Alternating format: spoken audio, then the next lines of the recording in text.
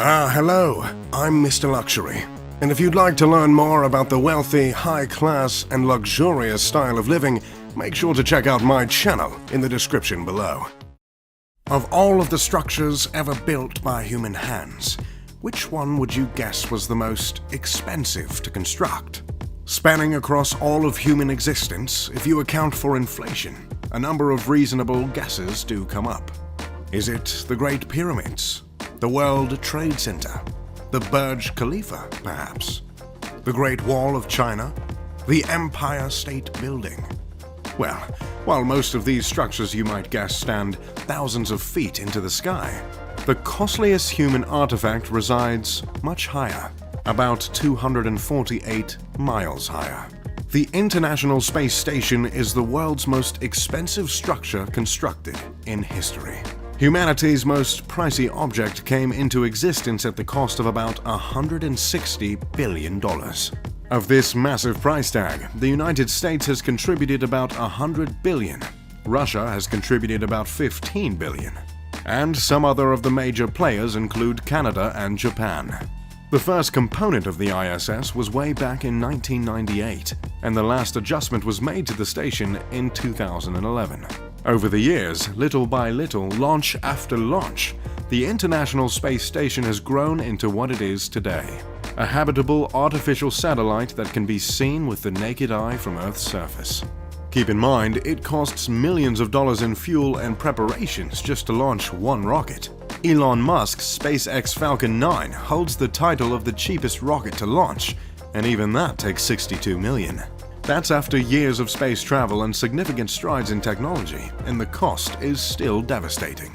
Back when the ISS was first created, these launches were closer to about $500 million. The International Space Station is without a doubt one of the most magnificent objects ever put together by human hands. The massive satellite is about the size of 2 jumbo jets and circles the Earth every 90 minutes. Originally, the station was named Space Station Freedom by Ronald Reagan as a jab at Russia in light of the Cold War and the space race that followed. Following the collapse of the Soviet Union, the space station lost the word freedom and gained the word international in its title. The ISS houses 6 crew members that typically live within its tubular corridors for about 6 months at a time, and a few have been there for longer than a year. The purpose of the space station is to serve as a microgravity research laboratory in which fields such as biology, physics, human biology, astronomy, meteorology, and other sciences are studied. The ISS is just the 9th space station to be inhabited by humans. Shout out to my Russian dog Laika, gone but never forgotten. For comparison of the $160 billion price tag, the twin Mars exploration rovers cost taxpayers $800 million, and $55 billion to $100 billion for a Mars semi-direct campaign leading to human missions to Mars. This campaign is still very much in the works and is the only single space travel-related venture that comes close to the price of the ISS.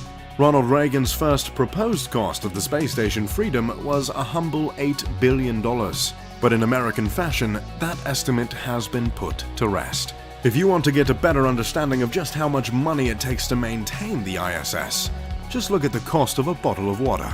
Due to the finite amount of storage above the ISS, just one bottle of water costs about $10,000. This outrageous cost stems from how expensive it is to provide the International Space Station with essential supplies. Each supply run to the ISS costs several million dollars, with the launch itself costing up to $500 million. As such, cargo space is at a premium, and every item needs to be costed to ensure value for money, looking at each item's weight, volume, and necessity. Living in such a remote and inhospitable location, even water is something of a commodity, and a costly one at that. A result of this insane cost of water is that the ISS has the most advanced water filtration system in existence. The filtration is so advanced that less than 10% of water is unable to be reused, leaving about 90% ready and able to be recycled back into the supply of water. So, fresh off the Cold War, when a couple Russians and Americans were aboard the ISS, they most certainly drank each other's piss. What can I say? Space always tends to find a way to bring people together. The water reclamation system harvests moisture from all possible sources aboard the ISS, and I mean all of the possible sources. From condensation and humidity, through shower and oral hygiene water, to perspiration and, yes, even the urine. But the line isn't just drawn at human urine. Even the laboratory rats contribute their urine as well. Oh, another fun fact, there are rats in space. This $160 billion cost has spanned over 30 years. Because of the extreme conditions, namely heat, the ISS was never meant to last that long. The estimated termination of the ISS has been pushed back over and over again, and we are long past the first estimated year of termination. As it stands right now, NASA expects the International Space Station to last until 2024. In those 6 years, you can expect tens of billions more in spending to maintain the satellite. This funneling of money to keep the ISS functioning has led to plenty of controversy. Just recently, the Trump administration explained that it will be shifting the funding of ISS out of NASA and the US government, and will begin to transition into privatization of the International Space Station. Of course, anything coming from the Trump administration or any side of American politics is going to have strong opposition these days. One of the main arguments against the halting of a government-funded space station stands on all the advancements the ISS has led to. You now know the cost it took and takes to run the most expensive structure ever created. But the money trail doesn't stop at just $160 billion. In fact, there are billions more that have come from advancements in technology that would have never been achieved if it weren't for the International Space Station and other space travel.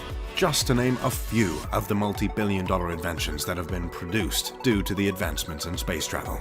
Camera phones were created due to advancements in the 1990s when Jet Propulsion Laboratory worked to create cameras small enough to fit onto a spacecraft. The first camera phone was created in 2000 in Japan, and it's widely recognized that this advancement was jump-started due to the strides in space travel. I don't think I need to explain how massive the camera phone industry is. I think it would put $160 billion to shame. And while that number is steadily rising, the camera industry since smartphones has plummeted. Since 2010, the general time smartphones became a ubiquitous item. The worldwide shipment of camera phones has dropped over 500%. Another technology in place today because of space travel is scratch-resistant lenses. Turns out no one really had an answer for glasses getting scratched up until we had to figure out something for the windshields of spacecraft puncturing the Earth's atmosphere. The Lewis Research Center patent on scratch-resistant lenses was made for just that. And nowadays, you can pay a few extra bucks at any glasses store to get that space technology built into your specs. Another technology that developed directly from space travel is one that isn't as concerned with making money as it is saving lives, even though the industry has made plenty of cash over the years. The CAT scan was created thanks to the previously mentioned Jet Propulsion Laboratory's work on creating perfect digital image technology for the space program.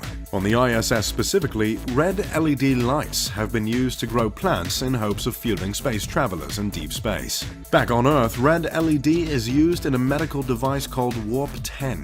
Warp 10 helps to treat chronic pain by emitting energy near infrared. This technology is well over my head, but thanks to the International Space Station, way over our heads. This device has helped millions cope with chronic pain. Nike Air trainer shoes wouldn't exist if it weren't for space travel. In fact, a former NASA engineer first pitched the idea. The shoe design and material is designed from astronaut suit technology. This particular line of shoes has made the most successful shoe brand millions. Foil blankets evolved from lightweight insulators developed by NASA. You might have seen one of these blankets while watching Bear Grylls conquer some extreme weather, or seen one in a retail camping store. The blankets have become a necessity in the camping industry and are now lined with the top-of-the-line sleeping bags and tents. Memory foam is another massive industry started by NASA. The material was simply developed to keep our space travel more comfortable. Apparently, the trips are quite long. Memory foam is used by popular brands like Temperpedic and has become a multi-billion-dollar industry. The developments that stem from space travel go on and on. Wireless headphones, the jaws of life, artificial limbs, freeze-dried food, and the computer mouse. Out of fear of sounding repetitive, I'll just say that the impact of the International Space Station and space travel in terms of dollars is in the trillions. If you're wondering what will happen to the ISS if funding is cut, and maintenance of the structure ceases, and propellant of the orbiting chunk of metal in memory foam stops being pumped in, well, The plan is to just let the whole thing fall into the ocean. At least, whatever doesn't get burned up on its way back to Earth. Seems poetic that such a marvel of technology and human innovation would end in such a stark and dramatic death. The space station is not fully in outer space, it's in Earth's upper atmosphere. So it needs to be reboosted every so often to keep it from free falling thanks to Earth's gravity. The cost of this propellant is about $300 million a year by most estimates. The debate rages on in such a polarized state in the US. To keep pumping billions into space or just cut it off and use the money somewhere else. In any case, the International Space Station is one of the most innovative and remarkable artifacts ever created by the human race. What are your thoughts on the ISS? Is it all worth it? Or should we just let the satellites sink? Let me know in the comment section below. As always, I'm Mr. Luxury, and thank you for watching this video.